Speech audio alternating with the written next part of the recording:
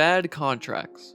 Contending teams hate them because it can hinder their championship aspirations, and rebuilding teams will gladly take those contracts with some prospects attached. We're all familiar with this cycle, though sometimes contracts become such a burden that the team can't fully unload the contract to another team. They have to retain some of it. So, what constitutes a bad contract? Well, it's not just a player underperforming. A bad contract can lead to a plethora of consequences, including the early closing of a championship window and the inability to trade the player. Today I'll be looking at some of the worst contracts of the 2010s, and we'll try to answer the question, what was the worst MLB contract of the 2010s? Before I start, I want to say that I will only be looking at contracts that were signed after January 1st of 2010. No contracts that started in the 2000s but ended in the 2010s. Also, the duration of the contract has to have ended or is near ending. I know that leaves out some players like Albert Pujols, Giancarlo Stanton, Chris Davis, and Miguel Cabrera, but I feel like I have to be fair. I can't fully assess their contract if they are still in the middle of it. Who knows, maybe all of these guys play like all-stars next season. Maybe Chris Davis wins the American League MVP. That may be improbable, but it's not impossible. Although I will present some of the worst contracts of today and make comparisons towards the end. I will be using a player's WAR that they accumulated during the duration of the contract and align that with their total contract value. I tried to use the metric cost per WAR, but after a couple hours of calculating, I was left more confused than I started, so we're going to be ignoring that metric. One more thing, if you did not know already, the two major websites for calculating WAR, Baseball Reference and Fangraphs, calculate WAR differently, which can lead to a difference in player value, and trying to find out which is more reliable isn't necessarily an easy task. So I will be taking a player's WAR from both websites and averaging them to get their true total WAR. The best of both worlds, I guess. Alright, let's check out the contracts.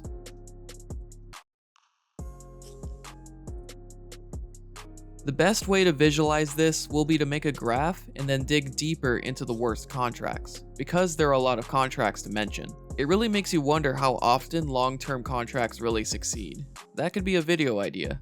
Anyway, here's the graph of the worst contracts signed in the 2010s. Remember that the contract is either ended or is about to end. There are 27 players on this graph. The x-axis is the amount of WAR accumulated throughout the duration of the contract. The y-axis is the amount of money the player received from their contract. So this direction means the contract is worse, and this direction means the contract is better. Let's start with the positives. The players with the best value contracts on this graph are Adrian Gonzalez and Jason Worth. The dot you see way at the top is Prince Fielder. If you remember, in the middle of the 2016 season, Fielder didn't officially retire, but he couldn't be medically cleared to play baseball ever again. As a result, he is still receiving all of his money from his contract, which hurts his placement on this graph. Though, Fielder's contract had better value than most players on this list. Some other notable names on the positive side of the graph are Jacoby Ellsbury, Matt Kemp, Shin-Soo Choo, and Josh Hamilton. As you can also see, there are a lot of players hovering around the $75 million mark and are near crossing over to the negative side of the graph. By the way, all of the players' contracts and their WARs will be listed in a link in the description. So check it out because, as you can tell, I won't be looking at every player thoroughly. Now I want to list the players on the negative side of the graph. Billy Butler, Sean Figgins, Edwin Jackson, Adam Dunn, and Hector Olivera. Hector Olivera is part of a group of failed Cuban international signings, along with Rusney Castillo and Yasmani Tomas. Speaking of Yasmani Tomas, this is where he is on the graph. How did he get there? Well, after some solid seasons in Cuba, he was signed by the Arizona Diamondbacks in November of 2016 for 6 years and a total of $68.5 million.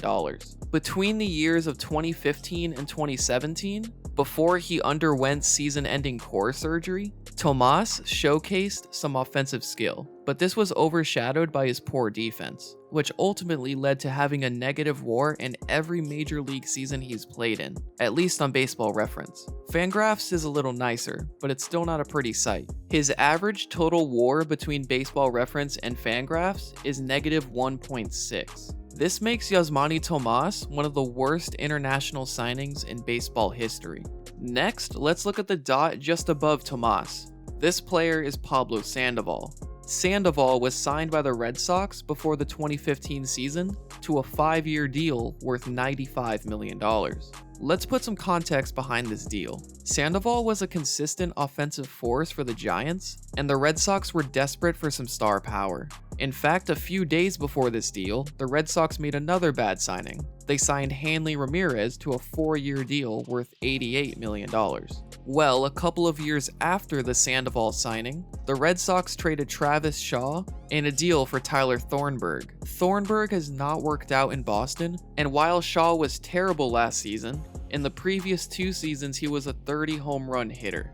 In the end, it wasn't all bad for Boston, as Rafael Devers has proven to be an up-and-coming star at third base. Boston ended up trading Sandoval to the Giants, where he has played slightly above replacement level, which is still miles better than his performances for the Red Sox. Now we are at the worst value player on this graph. Can you guess who it is? I'll give you a hint. His contract was for 5 years and worth $125 million. Drumroll please.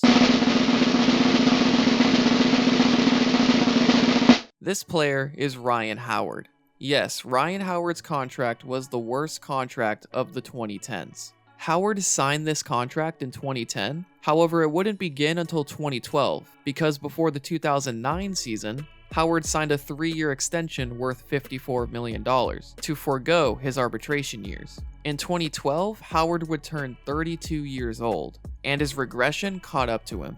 Between the years of 2012 and 2016, Howard would accumulate negative WAR in every season apart from 2013. His average total WAR between Fangraphs and Baseball Reference by the end of his contract was negative 3.3. Howard was a negative asset for this team because he would consistently play games despite his awful performances. Ryan Howard's story is very interesting and I think warrants a separate video at some point. Now that we know that Ryan Howard had the worst contract of the 2010s, let's compare that with some of the big money contracts of today. There are a total of 11 contracts in this group.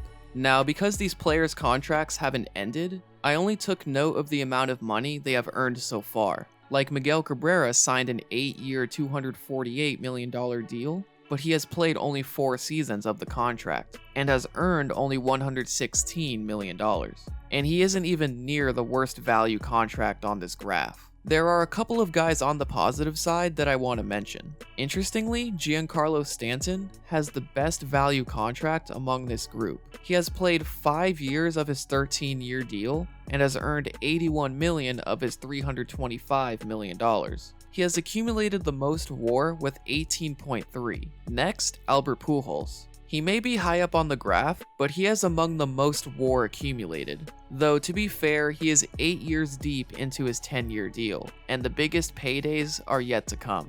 So he's definitely far from good value with this contract. One more player on the positive side, Eric Hosmer. He is only 2 years into his 8-year deal, and I will not be surprised if he makes his way to the negative side by the end of it. He has only accumulated 0.4 WAR in 2 seasons, despite earning $42 million.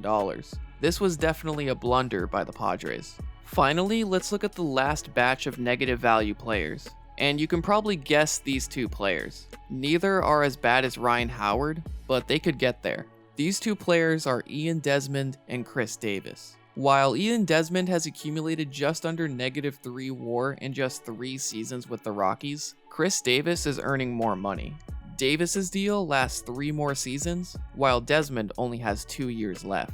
Remember, Chris Davis went 54 consecutive at-bats without getting a hit. He definitely earned at least a few $1 million during that time frame. And there you have it. These were the worst contracts from the past decade. While Ryan Howard currently holds the title for worst valued contract of the past decade, a few players may be chasing his crown over the coming years. I don't know about you guys, but when the baseball season finally starts, I won't be paying attention to the playoff contenders. I want to see if anyone can catch up to Ryan Howard. That's a race that everyone deserves to watch. Hope you guys enjoyed the video. Thanks for watching.